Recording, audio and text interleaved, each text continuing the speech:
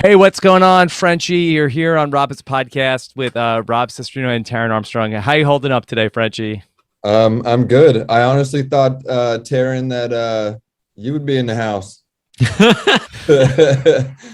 some people did. That rumor was out there, and I saw it, and I was like, well, all right, I know he's gonna be a gamer, so I was expecting you to be in there. You would have Were you gonna clocked come him. for me, Frenchie? I probably would have. Yeah. Put Taryn on the block. Yeah. You're too smart, man. You're too smart. Frenchie, you gave us, and especially Taryn, a lot to watch over these first 2 weeks of the season. You talked about last night how you had a game plan. You wanted to come in. You changed Big Brother. Could you go over with us some of the ways that you feel like you changed the show? I wouldn't say I guaranteed changed it, but I get tired of watching this show, watching these jock alliances go all the way to the end. It's a big thing that I can't stand personally as a fan.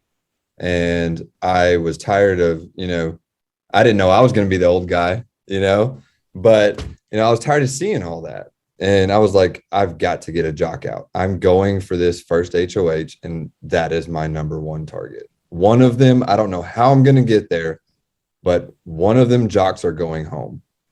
And I held true to that. And I made sure that one of them went home. So I hope that going forward, that becomes a trend. Honestly, I would love to see them go first before anybody. It seems like in that first week you got maybe a little bit distracted when it came to that goal, because you were targeting Derek X at one point, and it also seemed like you were trying to get Kyland out at one point. What changed to make you aim toward those goals? People talking. And then knowing that Derek X was starting that alliance and nobody else was seeing it. I saw it. I saw him, Travis, and Kyland together. And it sucked because I really like, and I still do. I still really like Kyland. He's such a great guy, and it sucked hearing that they were starting an alliance and I was came after. And who did you hear that from? Derek,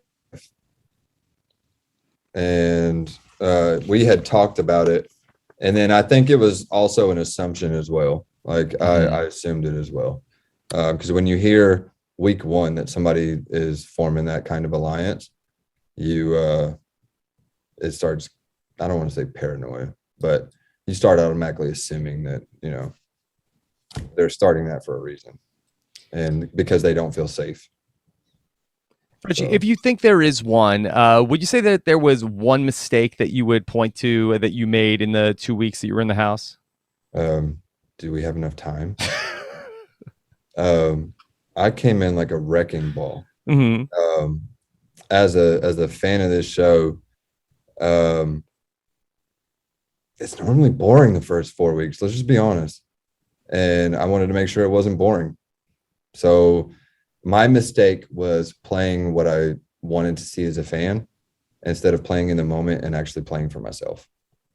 Honestly, that's my biggest mistake, because my thought process going in, what I wanted to do, if I wouldn't have played as what I wanted to see as a fan, I think I would have done a lot different. I would have shut up. I would have sat back. I would have just relaxed, and it would have turned out different. But can you tell me about your relationship with Brent? Because you originally had been targeting him, and then you had that sort of initial conversation with him, and then it seemed from that point forward you had like a very good relationship with him that then disintegrated in week two. Brent is a strong competitor. Everybody in the house knows that. I honestly hope he comes out soon after me. Just for the simple fact that he's a strong competitor and a huge game player. We did have a moment where we spoke, but at the end of the day, in my head, I should have probably vocalized it for the feeders, and, being a fan, I should have let them know my thought process, but I felt like he was going to end up being a powerful person in this game. So I wanted to keep him close. So if that meant being super close to him, then that's what it took. But as far as Brent and Christian, they're You know, they're tough guys. And I know that in a competition that I'm smaller than them. I probably wouldn't be able to beat them. So keep them close. Did you consider putting Brent on the block when the veto was used in that first one? I did, but that would have totally blew up the slaughterhouse too early. And doing that, I knew that all of them would have came gunning for me 90 miles an hour. And I wouldn't have just had him targeting me. I would have had Christian, Alyssa, Whitney, Xavier. I would have had all of them targeting me. So I know that putting him on the block would have created a lot more chaos than not putting him on the block and saving him for another week. I mean, in hindsight, that is kind of what ended up happening, that everybody came after you anyway in the second week. Right. Absolutely. And, like I'm not going to sit here and make excuses. I didn't play. I don't think I played a good game. But would I change anything? Little things here and there. But overall, I had fun, and that's what I came to do. And that was my thing. Just have fun. Frenchie, in all your campaigning this week, did you ever consider telling people that Tiffany cast the second Hinky vote? No, never. Nope. I wouldn't. I don't care if they would have been like, I will guarantee your safety if you tell me that name. I would have never done it. So can you tell me about the French Kisses Alliance? Because it formed, and then very quickly you seemed to tell the Slaughterhouse about it. And you told them that you didn't start it, but that definitely was not really the case. Absolutely. Here's the thing. Like with the Slaughterhouse, I wanted them to constantly be on edge. I wish them girls would have honestly stuck together and took them out. Honestly, that would have been my ultimate goal, was doing that, stepping aside from that, helping them if they needed it, and watching them take each and every one of the Slaughterhouse out. That would have been my ultimate goal. And that was, if I had to think in the future, that's what I would have loved seeing. But putting that paranoia and making them, like, I thought that by telling them about it, it would cause that paranoia for them to scatter. And that wasn't the case. It didn't happen like that. But I wish them girls would have stuck together and just took them all out. Frenchie, have you given any thought to your strategy for Big Brother All-Stars? I'm definitely not an all-star. Look, you never know. I did. Julie said you were the star of the show last night. Maybe not in a way that you'd like to be, but I definitely made it interesting. It was fun to watch, I'm sure. Yeah. But I would not. First week. Yeah. Interesting. I would not consider myself an all-star by any means.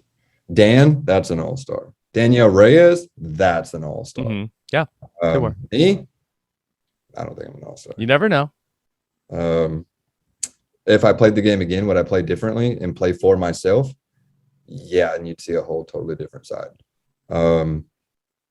But yeah, no, I'm not an all-star, man. I don't consider myself that. If you could go back, let's say that you were playing for yourself, what do you think you would have done week 1, week 2? What would have been the plan if you had been thinking a little more clearly?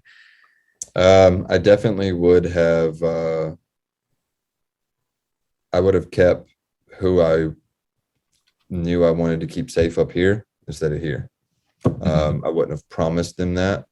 I would have just kept it up here and made that promise in my head and stuck with it that way. And that's the way I would have started that. Okay. Frenchie, I know cranking the heat up, I would have cranked the heat up no matter what. Frenchie, I know you got a lot of other interviews to get to today, so we'll let you run, but I guess we'll see you on social media sometime soon, I guess. Probably not for a while. Okay. All right. I know what's coming for me out there, and I'm not naive. Yeah. I've been on BB Twitter for a long time. Yeah. And I know it's headed my way, and I'm okay with it. My end goal was met, and people want to be mad about it, then that's on them. But I'm going to be who I am no matter what. All right, Frenchie, thanks for making some time for us today. Absolutely. Thanks. Okay. Take care. Bye.